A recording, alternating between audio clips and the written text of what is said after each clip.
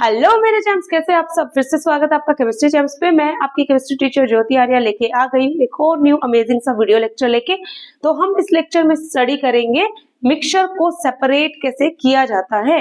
तो मिक्सचर को सेपरेट करने की 4 टेक्निक हम ऑलरेडी डिस्कस कर चुके हैं हमारे लास्ट लेक्चर में। आज हम यहाँ पे डिस्कस करने वाले हैं क्रोमेटोग्राफी एंड डिस्टिलेशन प्रोसेस। तो सबसे पहले हम डिस्कस करते हैं क्रोमेटोग्राफी होता क्या है। Chromatography comes from a word chroma. Chroma का मतलब होता है कलर। तो हम यहाँ पे क्या करेंगे, जो इंक होगी उसके कलर कंपोनेंट्स को क्या करने वाले हैं, सेपरेट करने वाले हैं। तो यहाँ पे हम क्या करेंगे, is the dye in black ink is a single colour. क्या जो हमारे पास ब्लैक कलर की डाई है सिर्फ उसमें सिंगल ब्लैक कलर ही है, या फिर कोई दूसरे कलर के कंपोनेंट भी है जो कि हम सेपरेट कर सकते हैं with the help of this technique. अब कलर कंपोनेंट को सेपरेट कर रहे हैं, इसीलिए इसको क्या बोला गया है, क्रोमेटोग्राफी। तो चलिए डिस्कस करते हैं किस तरीके से हम क्रोमेटोग्राफी यूज करते हैं। तो सबसे पहले हमको लेनी है यहाँ पे एक स्ट्रिप फिल्टर पेपर की। ये हमारे पास फिल्टर पेपर है, इसको हमने कट कर लिया है। अब हमको क्या करना है, नीचे यहाँ पे ड्रॉ करनी है एक line with the help of pencil. After drawing this line हमको यहाँ पे एक छोटा सा डॉट लगाना है with the help of pencil. After marking here one dot with pencil, फिर हमको स्पॉट लगाना है यहाँ पे इंक का। जो भी आपने इंक ली है, इंक आप कौन सी लोगे, जो कि सोल्यूबल होगी वाटर के अंदर। लाइक फाउंटेन पेन की इंक जो होती है वो ले सकते हैं, या फिर स्केच कलर जो हमारे पास होते हैं वो आप ले सकते हैं। ठीक है, उसको हम यहाँ पे क्या करेंगे, इस तरीके से स्पॉट लगा देंगे। यहाँ पे किसका स्पॉट लगाएंगे, इंक का स्पॉट लगाएंगे। अगर आपके पास ब्लैक कलर की फाउंटेन इंक है तो उसका स्पॉट लगा देंगे, अदरवाइज ब्लू, अदरवाइज कोई और कलर है तो उसका भी हम यहाँ पे क्या कर सकते हैं, स्पॉट लगा सकते हैं। अब ये स्पॉट लगाने के बाद ये जो हमारा जो फिल्टर पेपर है इसको हम रख देंगे ड्राई होने के लिए, ताकि ये स्पॉट क्या हो जाए, ड्राई हो जाए।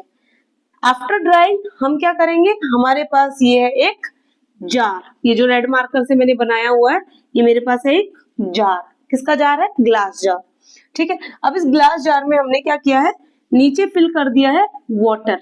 क्या फिल किया है, वाटर। और ये हमारे पास क्या है, पेपर स्ट्रिप।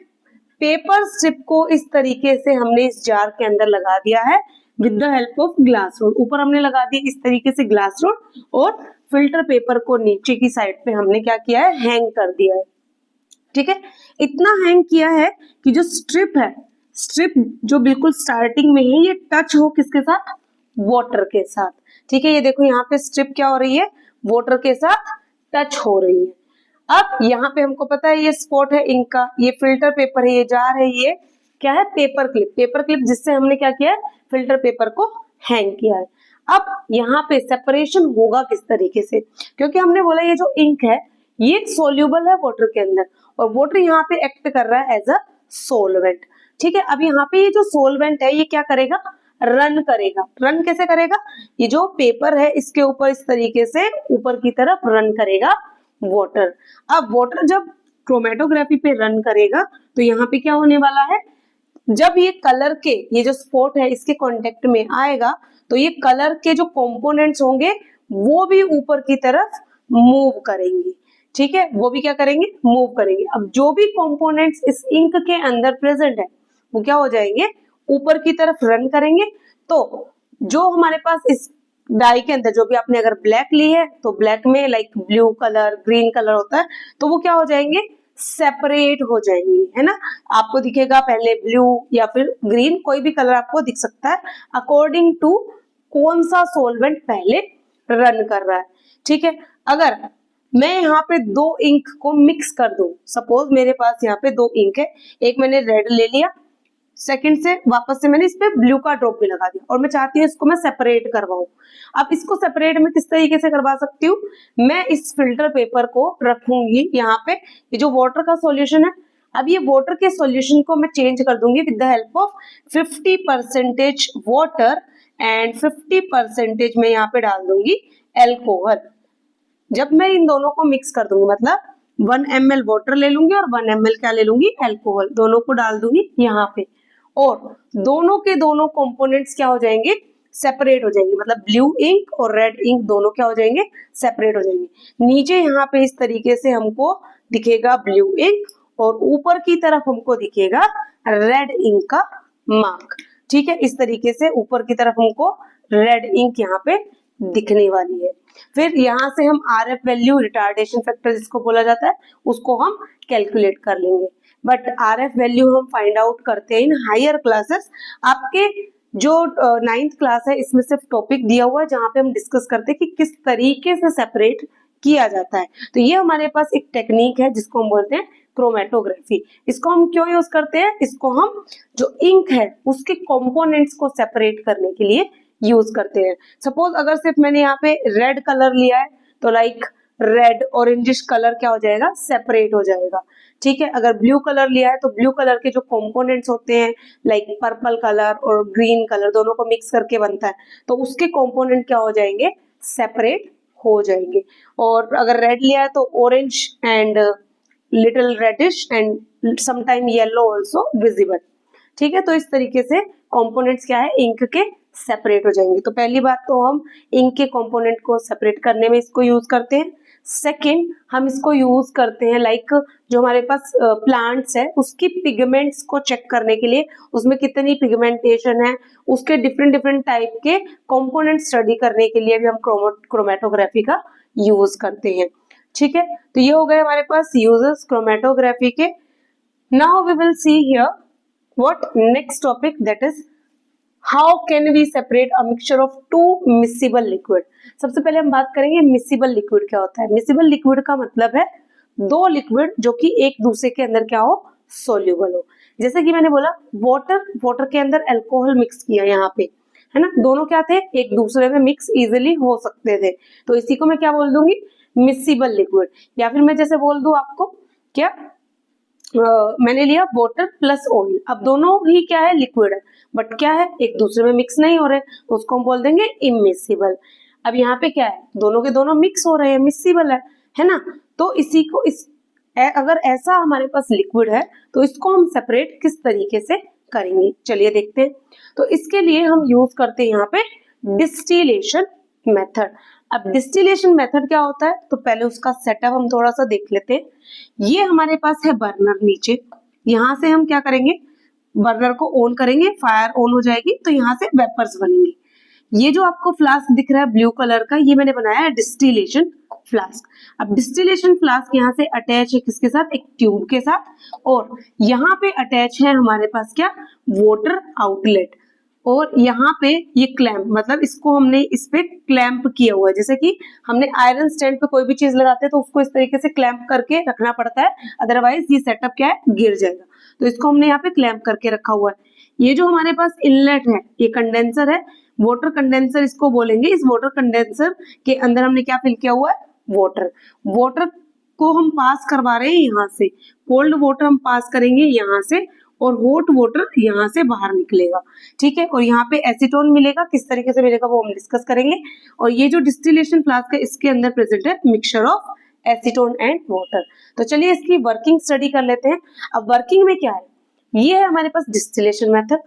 अब सबसे पहले हम लेंगे यहाँ पे डिस्टिलेशन फ्लास्क। जैसे ही हमने यहाँ पे डिस्टिलेशन फ्लास्क लिया, डिस्टिलेशन फ्लास्क के अंदर हमने लिया mixture of acetone and water. अब एसीटोन भी क्या है, एसीटोन भी लिक्विड है, और हमारे पास वाटर क्या है, वाटर भी लिक्विड है। ठीक है, दोनों को हमने मिक्स कर दिया और दोनों को हमें सेपरेट करना है।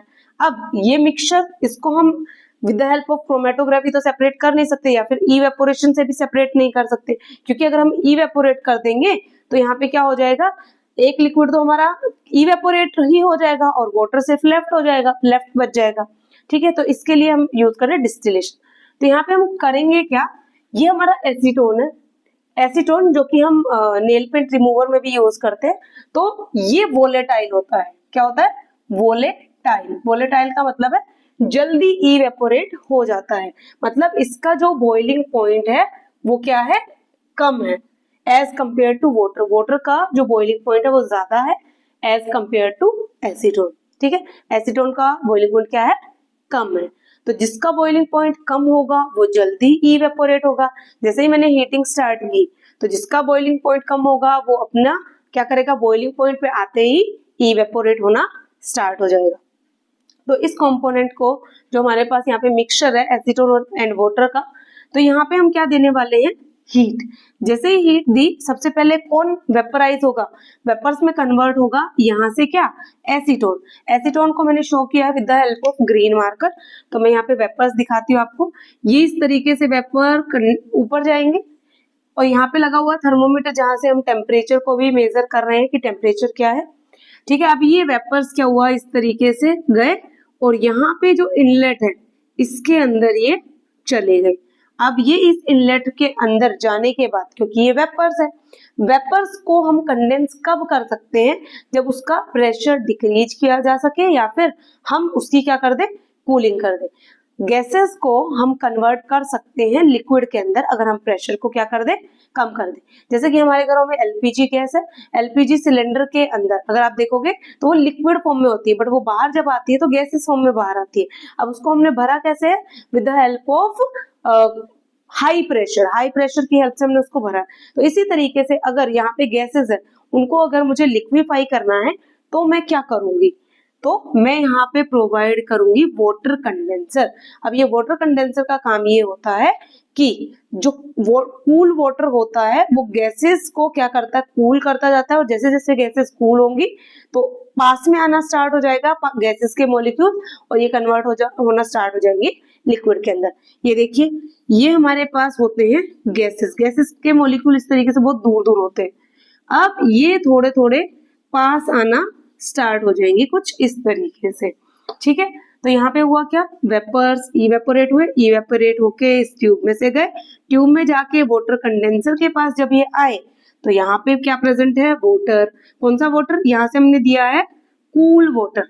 अब ये जो कोल्ड वाटर है क्या कर रहा है, गैसेस जो आ रही है उसको कूल करता जा रहा है, क्योंकि यहाँ पे वेपर्स थे, वेपर्स हॉट थे, अब वेपर्स को क्या करता जा रहा है, कूल करता जा रहा है। जैसे जैसे ये कूल करेगा तो ये लिक्विड फॉर्म में क्या होगा, एसीटोन हमें इस तरीके से बाहर आ जाएगा और यहाँ पे हमारा एसीटोन कलेक्ट हो जाएगा। ठीक है, टेम्परेचर हम यहाँ पे मेजर करते रहिए कि कितना टेम्परेचर है, ताकि इसका जो टेम्परेचर है बॉइलिंग पॉइंट ऑफ वाटर तक ना पहुंच जाए और सारे के सारे वेपर्स यहाँ पे पहुंच जाए किसके, एसीटोन के। अब जैसे जैसे हम ये कोल्ड वाटर यहाँ से देंगे, अब ये वाटर क्या हॉट होना स्टार्ट हो जाएगा, क्योंकि ये जो वाटर है हम किस लिए यूज कर रहे हैं, वेपर्स को कूल करने के लिए। तो यहाँ से जो इनलेट दिया हुआ है, ये आउटलेट है, ये आउटलेट से क्या होगा, वाटर जो गर्म होगा उसको हम बाहर निकाल देंगे। ठीक है, तो यहाँ से वाटर क्या हो गया, बाहर निकल गया। तो इस तरीके से हमने एसीटोन को क्या कर लिया, सेपरेट कर लिया, और यहाँ पे क्या बच जाएगा हमारे पास, यहाँ पे रह जाएगा वाटर।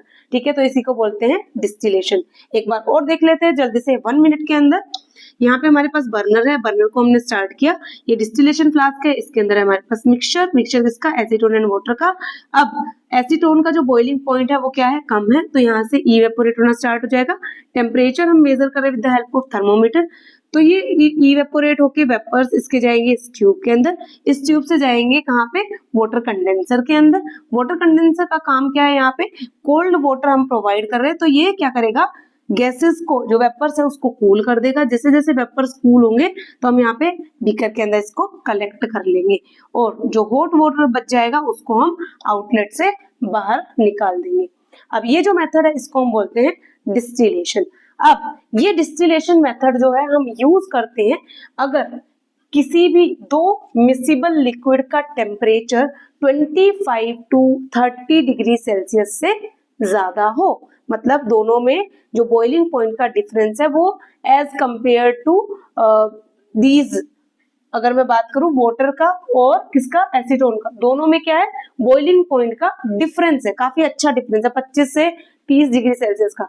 बट अगर कोई ऐसा मिसिबल लिक्विड आ गया जिनका बॉइलिंग पॉइंट बहुत ज्यादा क्लोजर है, क्या है, बहुत ही ज्यादा क्लोजर है, लाइक किसी का बॉइलिंग पॉइंट है 25 और सेकेंड वाला जो कंपोनेंट आपको सेपरेट करना है उसका है 30 डिग्री सेल्सियस, तो यहाँ से क्या होगा, 25 डिग्री सेल्सियस तो जल्दी हो जाएगा और ये जल्दी इवेपोरेट होना स्टार्ट हो जाएगा। या अगर किसी का टेम्परेचर सपोज 45 है और सेकेंड वाले का 50 है तो 5 डिग्री का ही ओनली डिफरेंस है, तो वहां पे क्या होगा, दोनों ही कंपोनेंट क्या हो जाएंगे, इवेपोरेट होना जल्दी स्टार्ट हो जाएंगे। तो उसके लिए हम डिफरेंट मेथड यूज करते हैं, that is called fractional distillation, जो कि हम पेट्रोलियम को सेपरेट करने के लिए भी यूज करते हैं।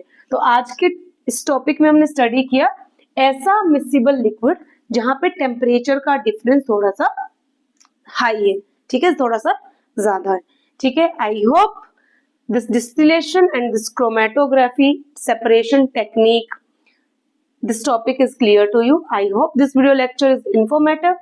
If this is informative, kindly share this video with your friends and like this video, subscribe to my channel. Thanks for watching.